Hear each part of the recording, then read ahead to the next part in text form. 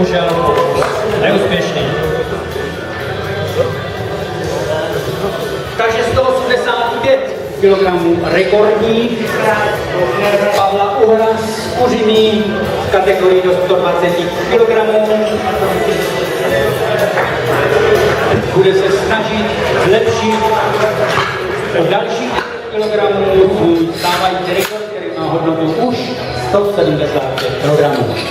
Takže 185 kg rekordní pro Pavla Uhra v Kuřimi. A můžete tohoto závodníka pozvonit.